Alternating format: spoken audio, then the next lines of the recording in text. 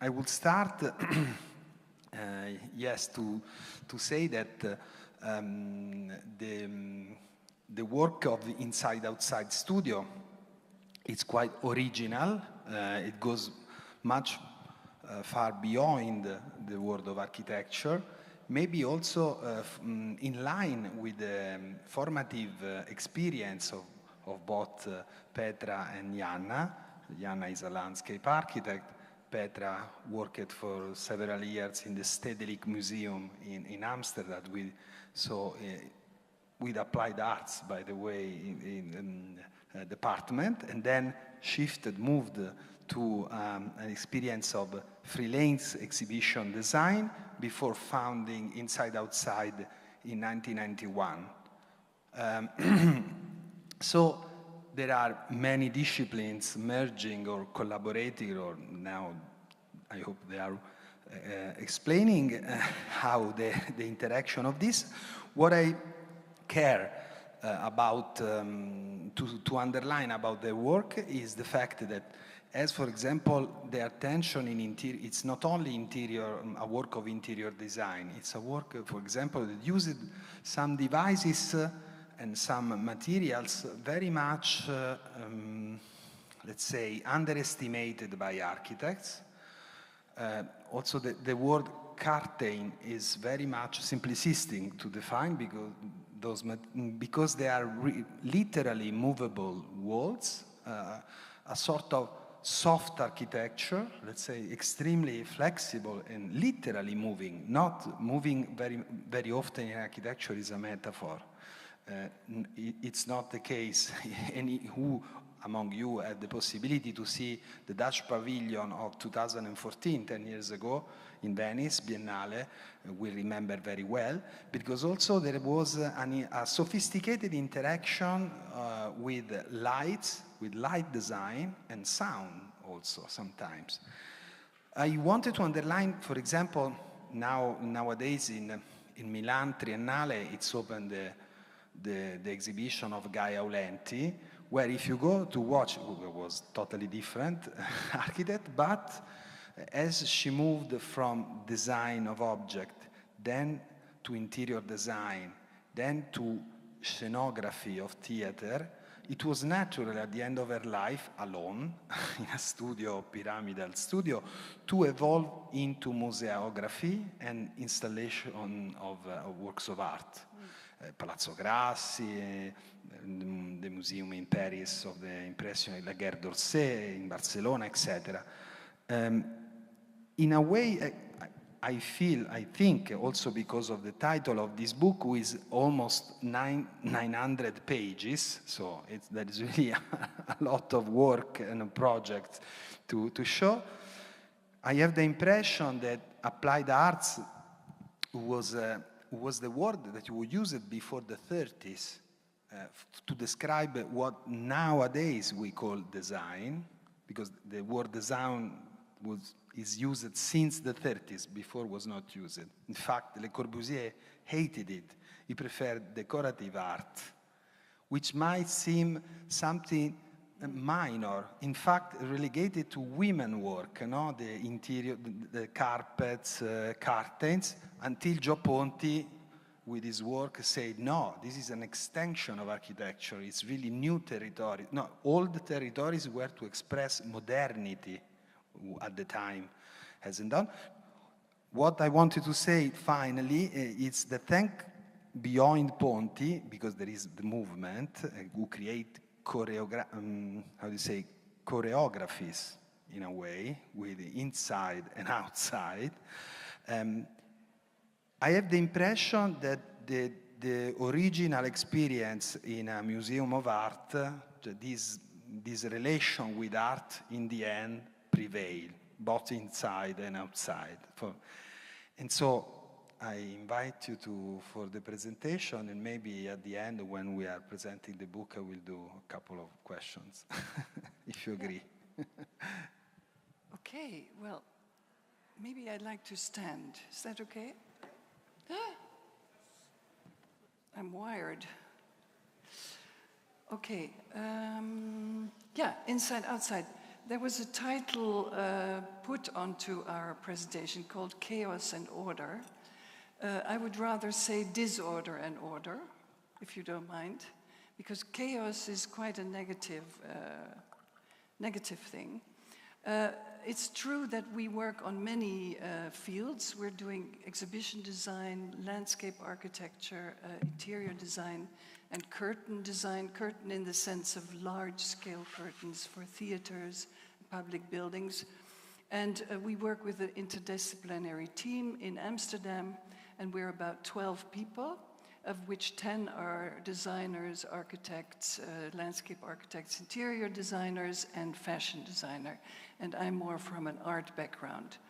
And so if you think about chaos or disorder and order, indeed, I think with landscape, I can say that we often begin with order, with a certain system, and from that system, something else will derive.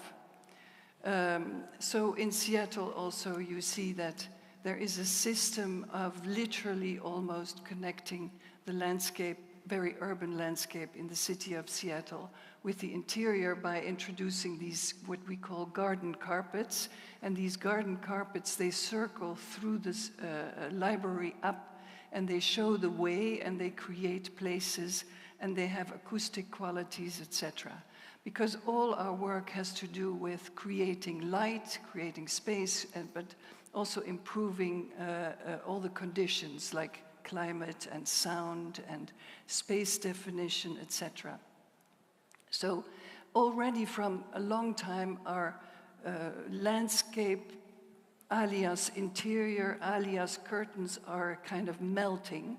And so we play a lot with continuation, but also reflection and transparency and translucency, as you see in Chicago. Or we introduce, you don't see the time limit on your screen, that's good.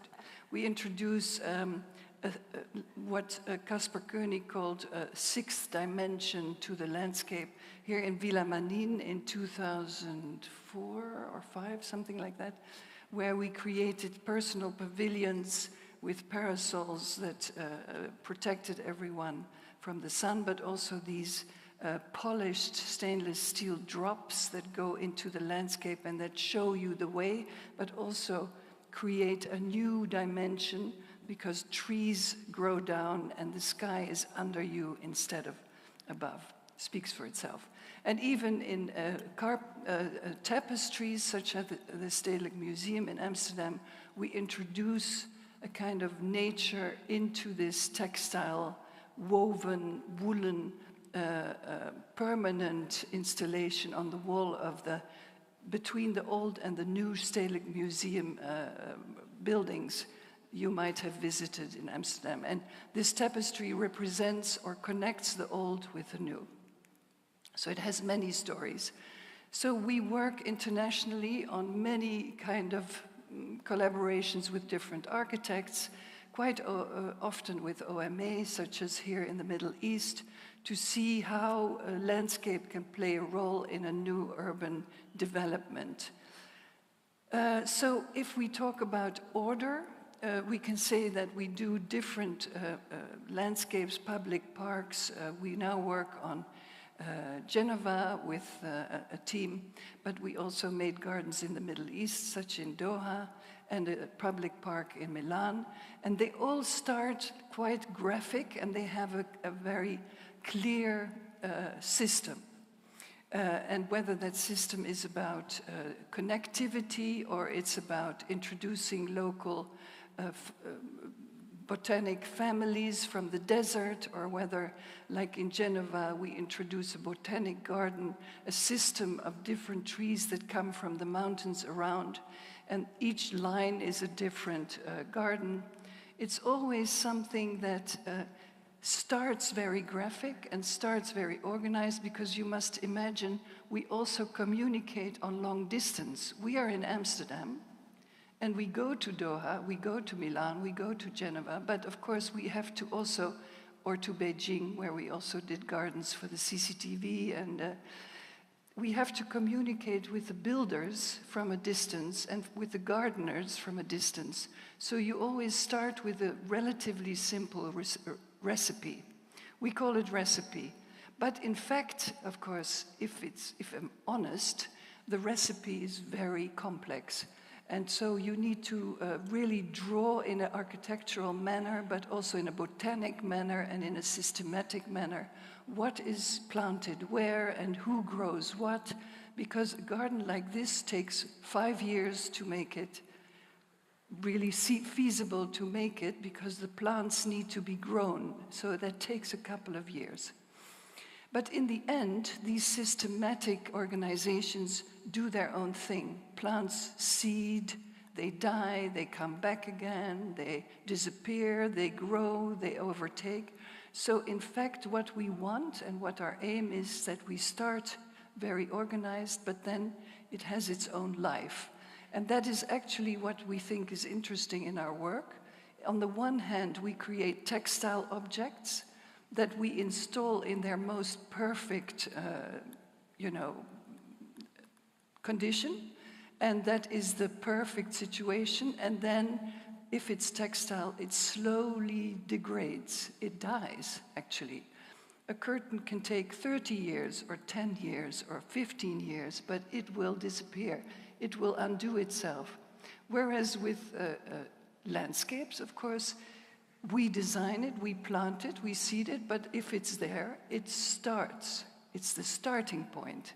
And then it takes 50 years or 100 years to really become what you imagine as a landscape designer or architect. So all these things are still pretty organized in Doha, but they will get their own life, and they will grow, and they will, do their own thing. And so we'll disorder the whole thing.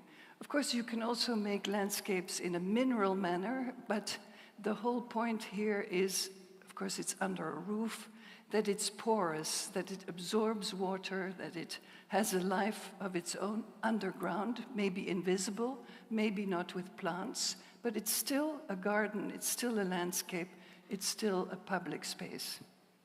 And the same goes for Milan, the park we call Biblioteca degli Alberi, where we created this system of paths that connect different areas and different buildings and different streets of Milan in a very efficient way, if you follow the path, but you can also, of course, do this. And all these paths create fields, and in these fields there are different garden typologies. So these garden typologies, they might look very graphic, but underground they are all connected, because we, of course, know that roots and all the underground systems are interconnected, and if they're not, you have a problem. So it's better to really create means of earth or soil to connect, and so that plants can connect underground and all their roots and systems. So this was in the beginning, and you see here different typologies, and of course trees that still need to grow for a long time. But you can already see that there are really garden-like situations developing, like the pond, and like some plants, and there are now fish, and there are insects, and there's a lot of life in this water, and it took only 2 years or so. And I was at a certain point walking there, and there was somebody behind me, a couple, and they said, "Oh, I think we should put our turtles in here." So somebody put turtles in it, and the turtles really like it there, so they become more and more. I think they're now in a zoo, but anyway, it gets its own life.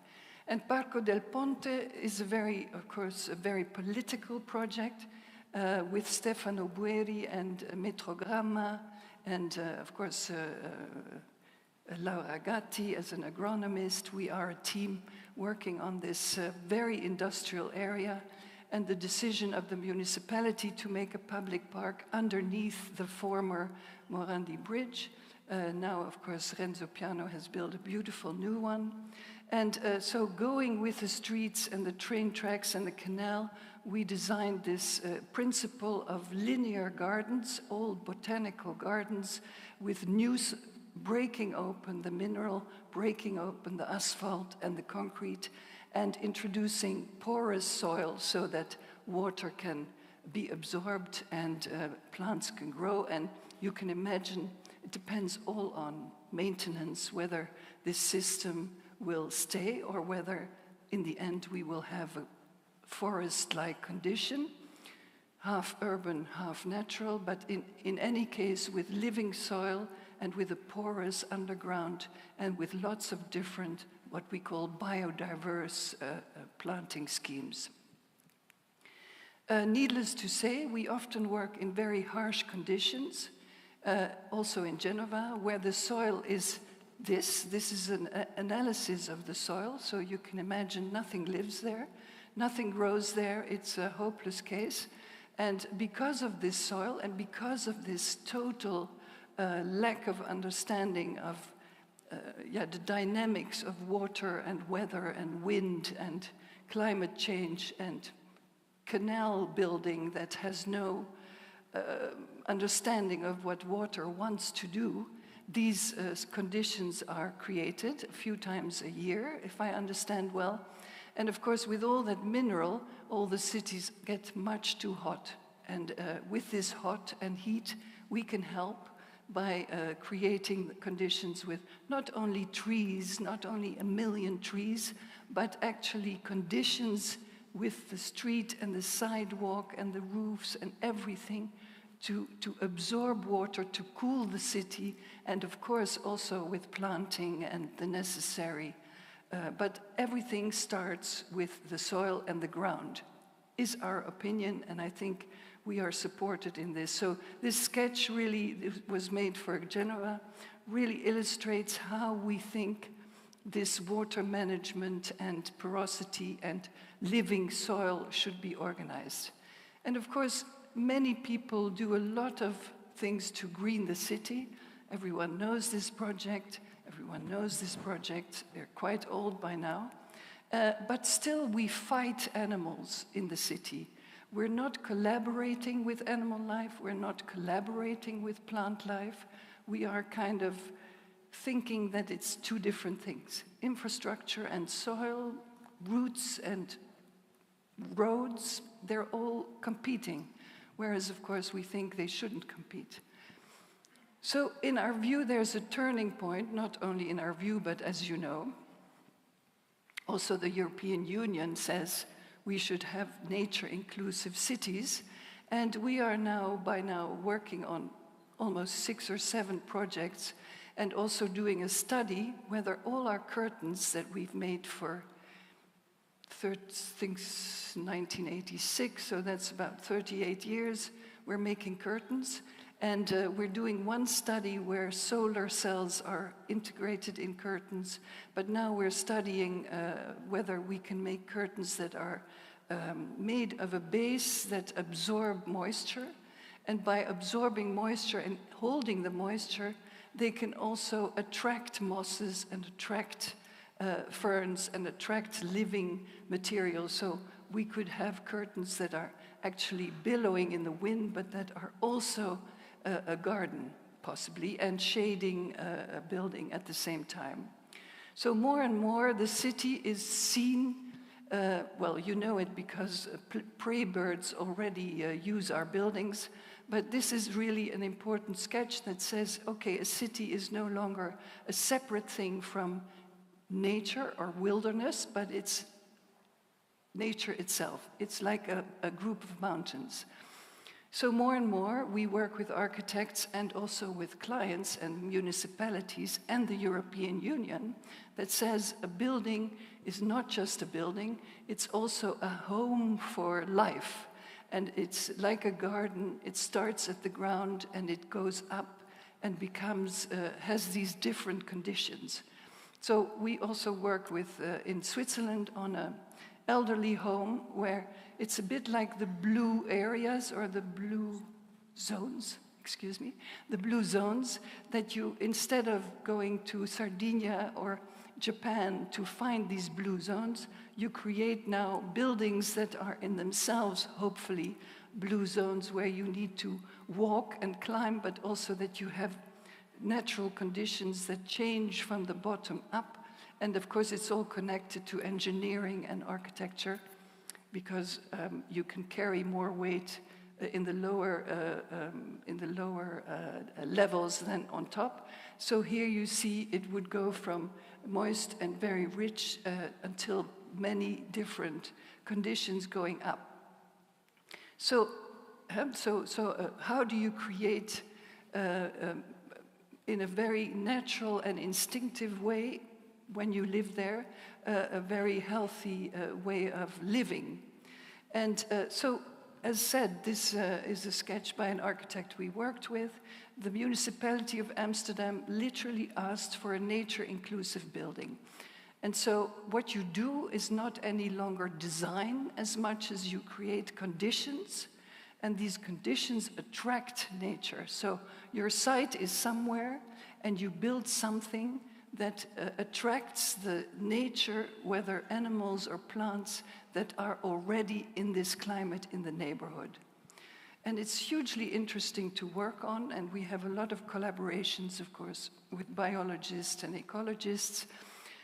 So here you see these different biotopes that you could create. And of course, this whole collaboration with architecture is very intimate and very necessary to, from the beginning, create these possibilities. And I don't need to tell you that even the facades are being worked on with special kinds of cement or mud or even very designed structures, so that the facades themselves are like the curtain we are trying to develop, absorbing moisture and absorbing life, and even creating nest possibilities. And so this is the kind of presentations we have. Like, okay, we are creating these biotopes, and within a few years you might have all these animals, and again introduce the bees that have left, and introduce all the plants that are naturally here, local plants that we lost, and that might come back, or maybe we play a bit of a false game. And these are schemes we make that each season has flowering plants, shrubs, trees, so that each season insects and animals can feed on what is growing on and around a building. So it's a bit like Humboldt system, where you really imitate these conditions with shade, with sun, with wind, and so on, and that you create this kind of buildings. They are half modern buildings, half complete wilderness, basically. And so my fear is, but that's a personal fear, that it might start to look like this.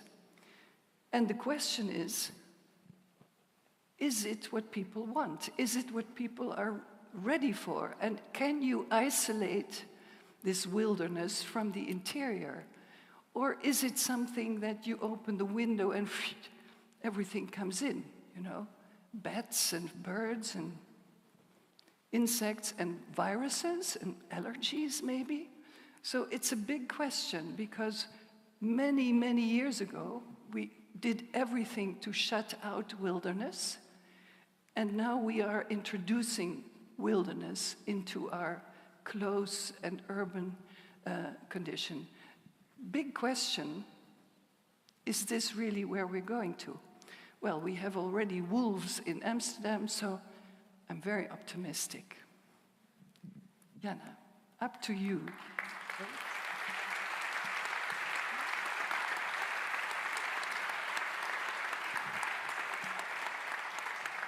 So I'm going to follow up on a few more issues and going deeper, literally, into the underground.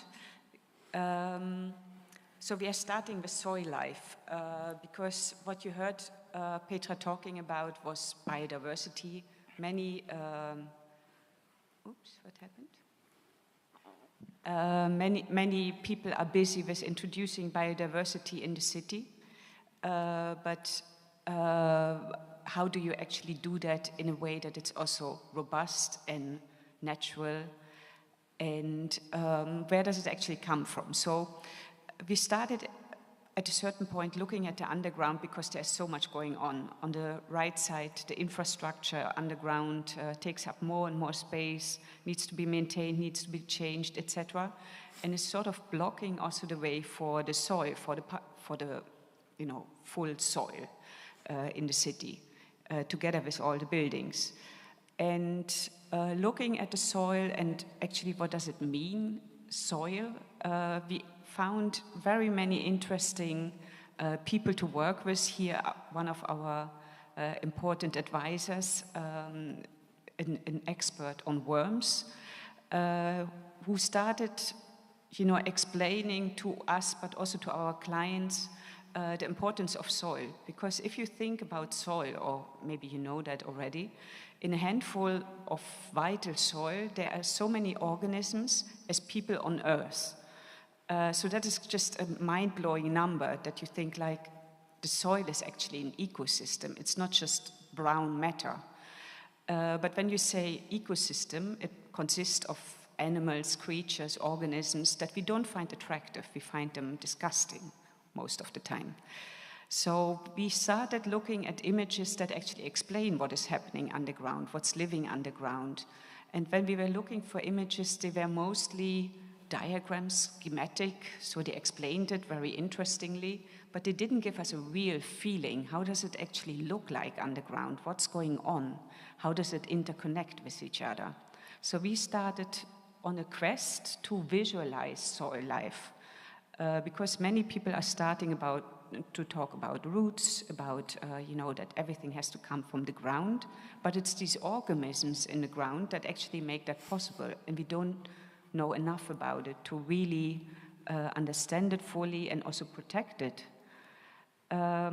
This quest about visualizing soil started quite early in certain projects where we are also trying to visualize the battle between infrastructure and roots, but we felt that our drawings about roots were actually lacking. We didn't really know how to draw it, so we started in AutoCAD, most of you know this program, how to draw roots, how do you draw underground? It was really difficult.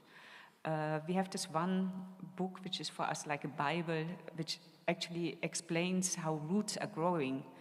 Many people who are actually interested in it believe that the ground projection is the same as the root surface, but it's much wider, especially in Amsterdam, where we have a very high groundwater table.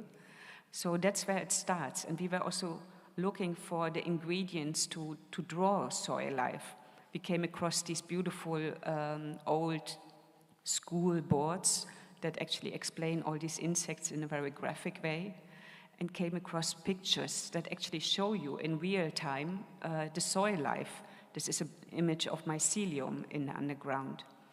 And now with new techniques, there's even a visualization possible of the energy and the streams and the exchange in the roots, which is very exciting and gives us new possibility to understand what is going on. And then when you zoom in, really zoom in, then you discover the beauty of the underground creatures. These are springtails, some of my favorites. So they are beautiful and we don't know about it. So we as a team in the office, we came together with a white sheet of paper on the table, starting to draw, like how do you draw soil life? Of course, we don't know enough, so we invited more people. We invited ecologists, biologists from all kinds of universities who explained it to us and corrected our drawings. We invited them to give lectures about, their specific fields. So this is, for example, Saul, who's in love with springtails and can tell you all about it and how important this little creature is. And if you just take this tiny creature away, then something will be lost. So first sketches started to appear, a sort of collage of all this information, more information about the creatures, and we work towards a drawing that actually collects everything in one drawing. 1 square meter of vital soil in a section, 1-to-1. How do you draw that? And this drawing actually started to contain all these things that we learned, all the things that are going on the surface of the soil, you know, which is a very important part. And it's very fragile because that's the area where we put our pavements in, where we, you know, pollute it with all kinds of dirt and garbage. But that's actually the area where most of life is coming together. And soil actually starts above ground because a rotting tree is super important not to be cleared away, but to rot and to feed the soil. And all these organisms will help making this rotting wood into soil. Fungi are decomposing the wood.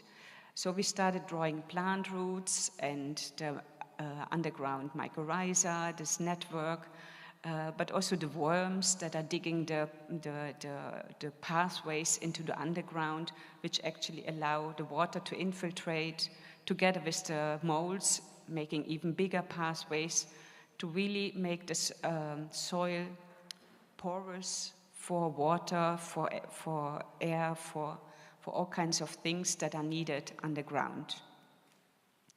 And we also try to visualize the tiniest organisms, microbes, bacteria, nematodes, which are very important to start with, because when we are talking about biodiversity in the city, we often hear just talking about birds and bees and butterflies, but it's actually starting here, because without those, the bigger ones wouldn't have anything to eat.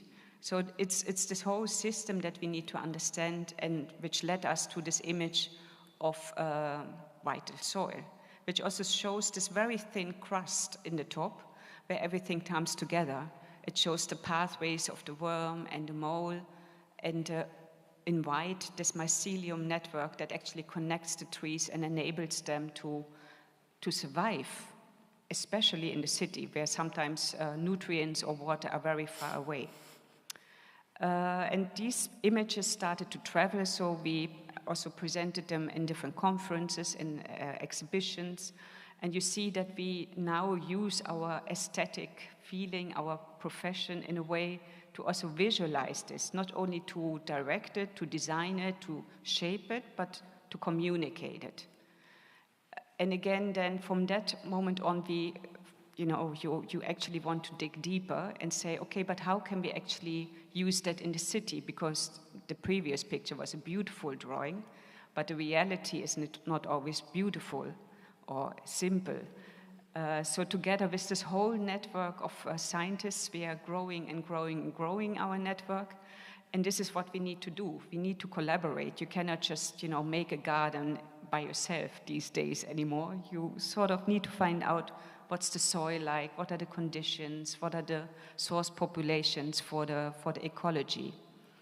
We started also translating our knowledge into AutoCAD drawings, Illustrator drawings, as architects are using them, so that we can apply it in our project, so that we are not longer drawing sections with a sort of black underground hatched in a sort of technical way, but that you see what is happening, and that you also visualize the importance of a compact soil or a bigger soil layer above underground structures. We're structuring our knowledge to also to tell it in a more clear way to other people. Again, share it as much as possible in exhibitions and conferences, and hope that all this knowledge will lead to a better understanding of what we can do about climate change, for example. Because that is like the main thing that drives us all, and I think that's also the reason why we are all here, because we want to understand how we can make a difference for climate change. But this is an interesting diagram which is not by us, but which shows that when you start from climate action alone, so that's the top diagram, the results will not always be in favor of biodiversity. So all the red lines, they lead actually to results that are negative for biodiversity. On the other hand, and that's the diagram below, if you start with actions for biodiversity, it might actually end up very positive for climate change, so climate-proof measurements. And that's an interesting thought, that actually our actions should be based on nature and less on technology, more and more robust in a natural way. So thank you. And then I give it back to Petra.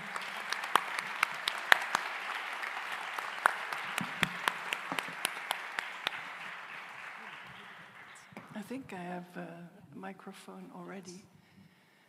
Okay, everyone who wants to leave, leave. No. I think it's a good idea. No. Then we are left with a little concentrated... No, we haven't shown many projects by the studio, actually. So presenting the book, it's also a way to show it's really, to see them in line, it's really impressive, because there are really many, and also because many of them were ephemeral, has to do with, I mean, not all of the project have been because of installations, also the relation with the world of art. So. Yeah, I think there was a camera coming to film the book. Sì, adesso c'è una telecamera inquadrerà. Ah, he's here. Eccolo Hi. qua. Hi, welcome E to quindi this sarà un modo crazy, per rivedere alcuni crazy progetti. undertaking. Okay, I wanted to just tell first how the book came about. Well, this one yeah. So anyway, it's an initiative by the ETH in Zurich, so the technical university in Zurich. And I've done this so often, it's a bit torn, but it has an exterior foldable, everything is symbolic for our work, of course, foldable poster-like cover that actually protects the book. And that in itself, great. In itself is, of course, a weave. Things go under, text goes over. The back names the title, but also the partners.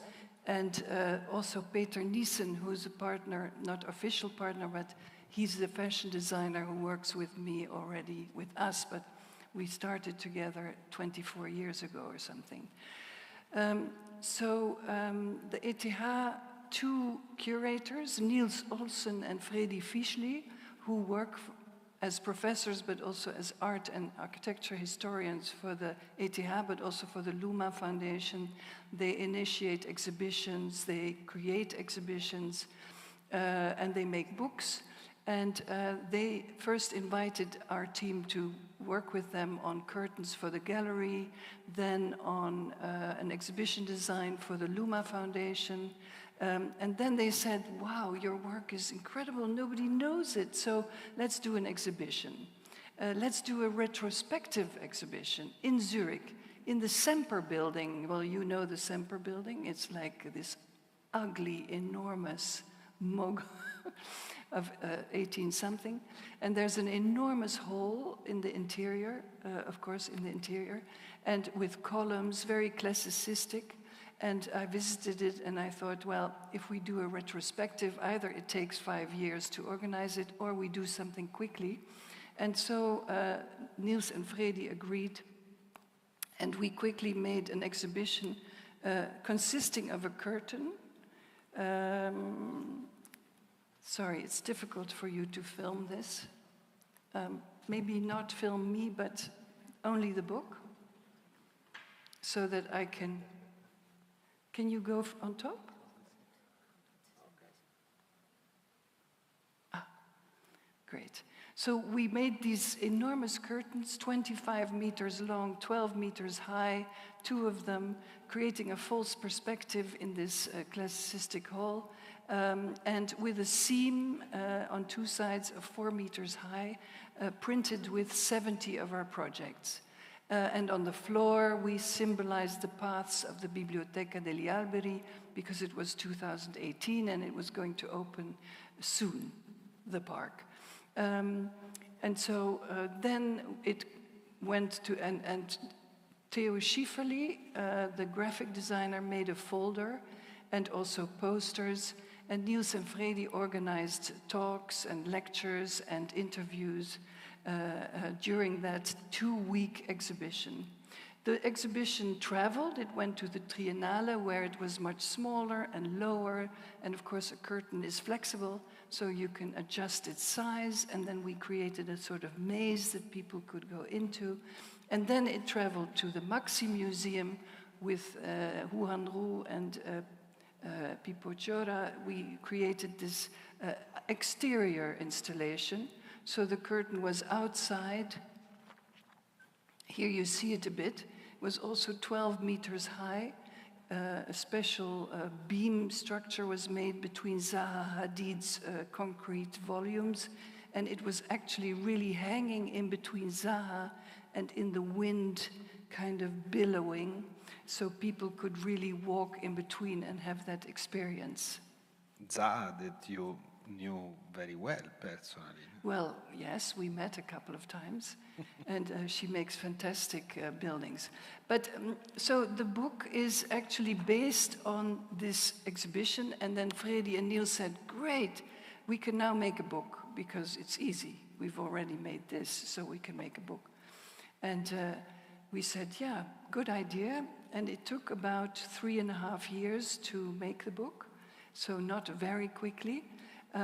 With Theo Schifferli, and it's become quite a work. It shows we counted 421 projects since 1986.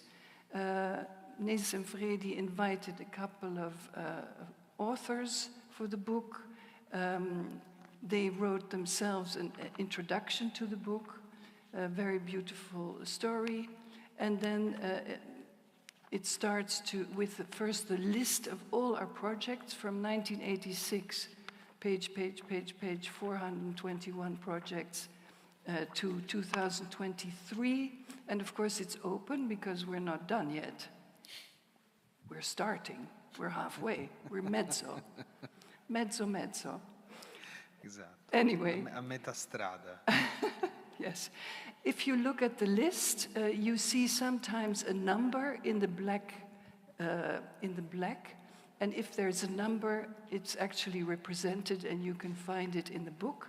The pages are in the middle, very difficult to read, but they are there, and then you can find the projects accordingly. What I did while we were working on the book is make a few what we called posters. So through the book, you see a kind of statements in the form of posters. Sometimes it's about what Jana was just talking about, the importance of vital soil. And sometimes it's about a history of something about art and how the world is now being very careful with art pieces. And I took the story of when I was pregnant of my daughter.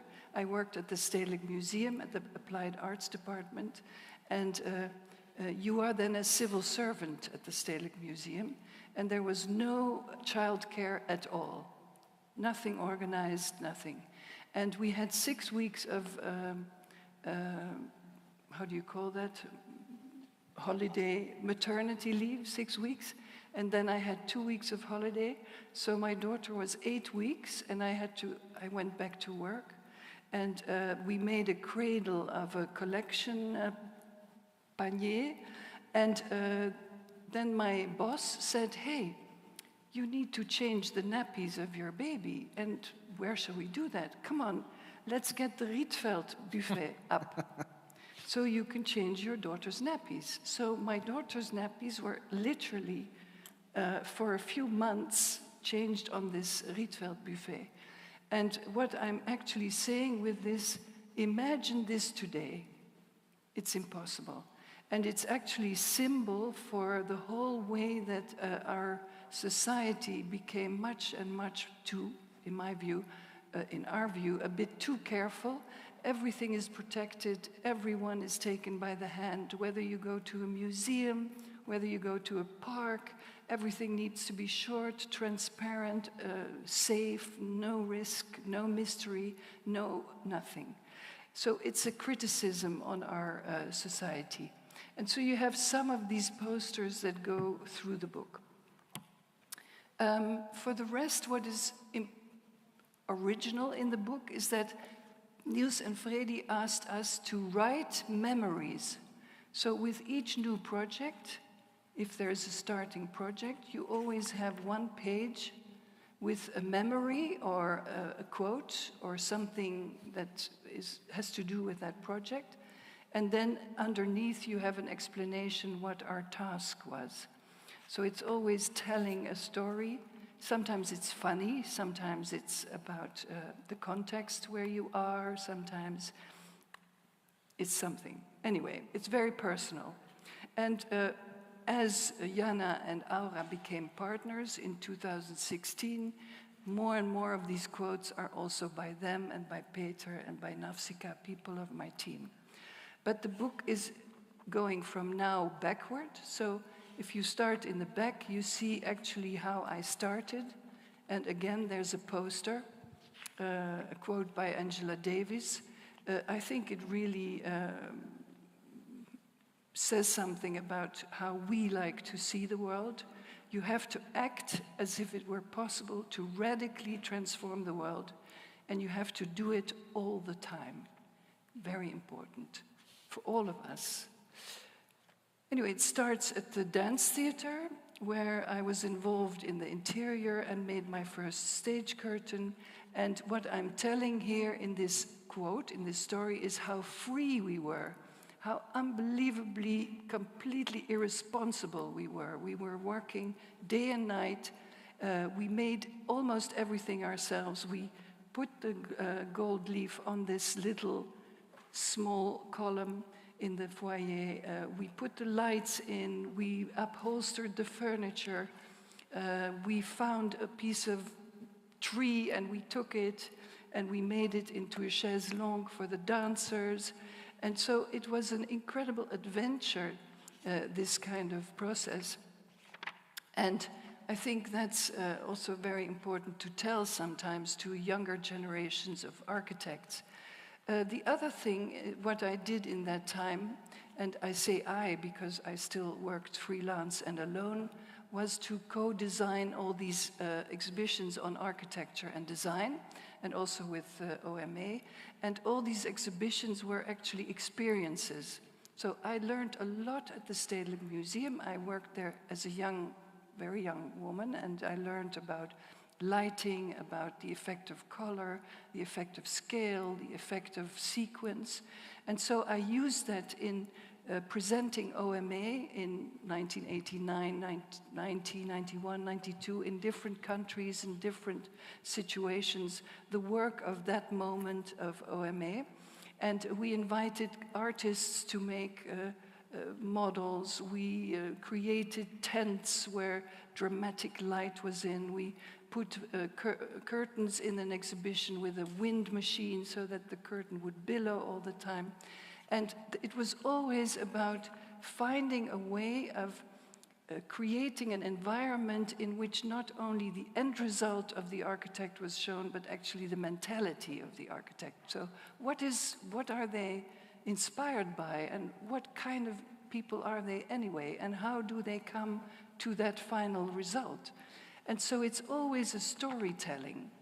And sometimes this is a collage I made. There was no computer yet, so we did everything by hand, making collages and creating these rooms and experiences from one to the next, and also for the first time introducing collage as part of the brain, the secret brain content of the artist in question. And also creating reproductions of a project that the architect at that moment was actually working on. This is Villa de Lava in Paris, and this exhibition was also in Paris. And so this was then a presentation of what I think this room should look like, and this is then how it really became. So in that sense, foreseeing, and that's part of our work, I think, foreseeing what will be the case. And we had very much fun, because when the building Villa de Lava was done, I called Jean Nouvel and I said, can you be our model in this villa? And he immediately said yes. And he was there all day. He came with a black cape, like a kind of dramatic. And he stayed all day, and we made this whole series. Like a vampire, you mean? Yeah. We had great fun. Another thing I introduced was opening up, and that was very much what we do all the time, this connection between outside and inside. So this was a gallery in Barcelona, the Col·legi d'Arquitectes de Catalunya, and here this was open and this was closed, but we opened it to the outside world and we closed the offices and we made a wall and we made this kind of topography. And so we created this chance encounter between people who were shopping in the shopping street and this architectural show. And what we also did was put a very big lamp on the other side of the street, sponsored by Philips, a Dutch company. And this lamp was really shining in and actually lighting up everything in the gallery. So at night, it was like a holy experience. You were walking in this street and you saw this beam of light absolutely pulling you into this wonderful exhibition. So this book is telling a lot of stories and goes on and on and on. Also telling about experience I had by working with an anthroposophic gardener to learn gardening for a couple of years. Anthroposophic means she believed in Rudolf Steiner's system, so we were gardening according to the moon. And I learned a lot from that. Part of what I learned was, of course, how plants and roots collaborate, how if you make a nursery or if you make a garden, which plants and vegetables and herbs should be put together so that they are more strong. And so all the learning, and I think that Inside Outside is still about learning. What was really nice to work with Fredi and Niels and Theo, the graphic designer, was that we always worked together on this book. And so we had a very, you know, if you have almost 40 years of work, you have an enormous archive. It's not all digital, you know, it's boxes and slides and negatives and all kinds of things. And so to select, to really say yes, no, yes, no, yes, no, let's keep it simple, only 1 page, 2 page, was like a sport. And it was an incredibly creative way of collaborating. So I hope you will enjoy the book. And I'm here, and Jana is here to sign it. It weighs 1 kilo and 8. It has almost 900 pages. What else should I tell? Oh, and the publisher is Mac Books.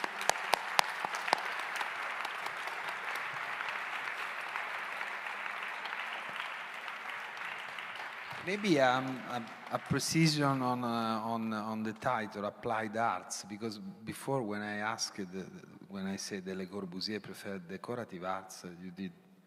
Decorative art. In fact, it was polemic Yes, at his age. It's a book published in 1925 because, you know, on L'Esprit Nouveau, Yeah. he had 3 columns, one of architecture, and with the text did Personenarchitektur, one of urbanism, and did another book, and one about the decorative arts, which Very he important. preferred to applied arts. Yeah. And so, why you choose the contrary of Le Corbusier, the definition of applied arts? Because it's the most synthetic possibility for your activity. Hi.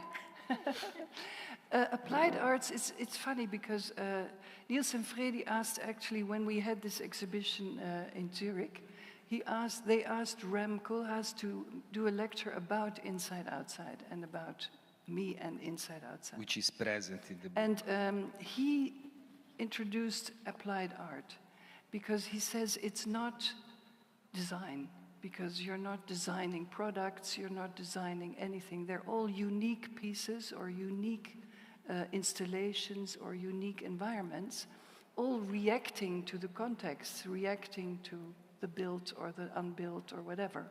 In fact, Joe Ponti has this idea. Also, he never used the word design. He founded a department called Architettura di Interni, but who included these unique pieces for the house, including tent, carpets, etc. So it was a word much beyond design. Yeah, yeah. Thank you for so hence applied explication. art. Yes. But we took a long time to decide. To decide, yeah, it's very difficult. Title Beh, of the book. because you it's know a very about it. various. The nature of your work is so, I would say, heterogeneous. Okay. Book for the library of National Institute of Architecture. Oh, fantastic! But what should just a signature, I suppose? Yeah. Anyone else?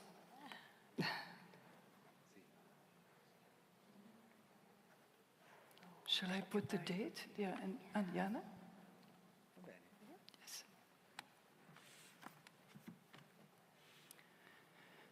Manuel? Sì. Thanks. And your daughter? Grazie.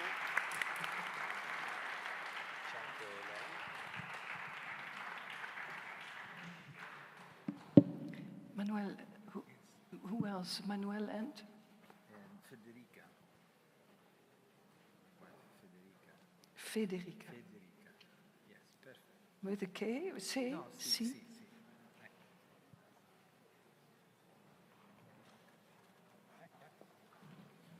Grazie. Keep the pen. Yes. What's your name?